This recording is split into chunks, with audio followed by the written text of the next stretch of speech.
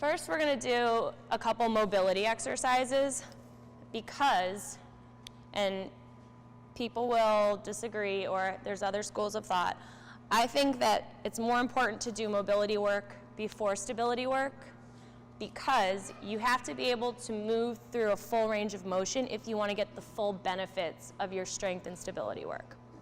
So, with our mobility, the big ones here are going to be the thoracic and the lumbar regions, okay? So with the thoracic region, remember we talked about that rounded out posture. This means a couple things for us. This is going to mean that our chest in the front is going to tighten down because these muscles are always shortened. And we need them to open up, and we need the mid-back to be able to extend individually. So, the easiest way to open up your chest is to stretch your pec muscles. So we will come over here. You can do this with any corner, doorway, rig. You're going to go about 90 degrees or a little bit above. You're going to step through with your elbow blocked and then rotate away. The bent elbow is key when you're doing pecs. If you have it out like this is more biceps. Still feels great, not what we're going for. We want to open our chest from the front and the back. So, again, you step through, you rotate away. You can also take a lacrosse ball and just dig in with little circles there, and that's also going to break up some of that scar tissue. And I'm not talking scar tissue like you got cut and your body laid down scar tissue. I'm talking about micro scar tissue from micro trauma, from muscles being overworked. Because your body's short-term solution is going to be to throw down some scar tissue. And since you're not lengthening that muscle very much, that scar tissue just sits and builds up and builds up and builds up until you're stuck like this. We've all seen the guys that bench press entirely too much, and they walk around like this. And it literally looks like their pec is trying to tear away from their arm and shoulder. We don't want that. So mobility here is very important. The part for your thoracic spine, you can either use the double lacrosse ball, or if you have really tender erector muscles, you can use 2 tennis balls. But the reason you use these instead of a foam roller is, I will demonstrate. I know I'm not a big person, but even a big person, using this is going to feel great on those muscles, but if I'm trying to extend, look at how thick it is. It's covering several vertebral levels, okay? So again, I'm getting extension, but they're moving at 2 or 3 at a time. That's not what we want. We don't want blocky movement. We want each individual segment to move itself. So, thank you, foam roller. The lacrosse ball. You're gonna start in your mid-back, down at that TL junction, okay? You're gonna put it right in the middle of your back, your spine. You're gonna lay down, legs bent, for a couple reasons. One, it gives you stability in this position. This is not a good stable position. This is very stressful. So we're here. It also naturally tilts your pelvis. This is important. We want lots and lots of pelvic tilts. So we're going to start here. You want to support your neck, okay? That's important. And then your goal is to bend over the ball and touch the ground. Things you do not want. This. Does everyone see that difference? I'll take my arm away. So this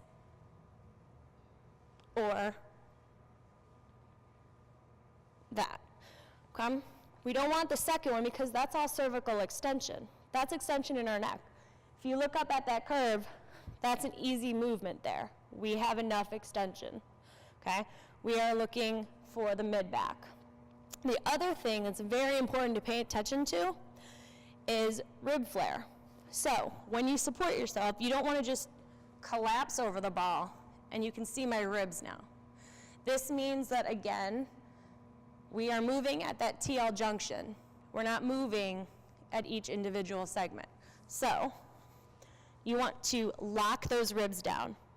The way you're going to do that is brace. You're going to pretend that someone is about to drop a 53-pound kettlebell on your stomach, or like someone is standing there punching you. This seems counterintuitive to hold yourself here and then go back, and it might take some getting used to, but the more you get that extension throughout your thoracic spine, the easier it will be. So you're going to do a segment, you're going to roll the lacrosse ball up a segment, and then go back. And do it all the way up until you get to that CT junction up here at the base of your neck, okay? But again, my ribs are locked down, I'm braced, someone's about to drop a kettlebell on me. I'm supporting my neck, I have a nice neutral neck here. Okay? My feet are braced, and I am going back.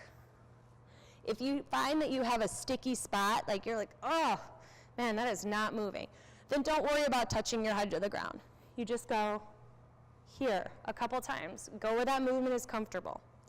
This is one of those great ones that you might get a noise or a little pop sound there, similar to if you had a chiropractic adjustment in that area. That's good. That's just air escaping the joint. That means you're getting movement. So the more you do this, the easier it will become, the less you will have to do it, and the more extension you'll have here. When you can open this up, all of a sudden, this movement here is not so hard. You are then here instead of here. So, mobility, very important. And the one mobility exercise that I think is important for the core is the Samson stretch for your psoas. This is that runner stretch. And the reason we want to do this one is because, remember, we are very flexion dominant. And if we have a weak core, our psoas is exhausted from having to be a flexor and a stabilizer. So the best way to do this, get down on one knee. You're going to let that hip that's down sink. Oh, here, I can move. Here we go. There we go. Sorry. All right, so you're going to sink that hip forward, okay? This is going to get your psoas, or iliopsoas, and your quad muscles here, this part right where you're sinking. So you're just going to let it sink down as low as it'll go, hold it there for a second, and then you're going to take the same side arm, reach up and back and a little bit over to the opposite side, okay? So that you're going to feel much deeper. So if everyone wants to try that, so we know that we're feeling it in the right spot. This first part here, you're going to feel more in the hip, okay? And then that reaching up, back, and over, that's where you should feel it deeper.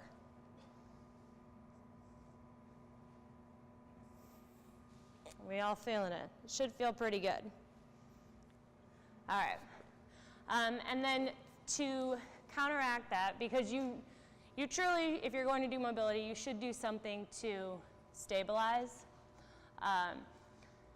Because again, we sit all day, we're flexion dominant, all of that. Just a really quick exercise to get some hip extension, to get some glute firing is, one, air squats.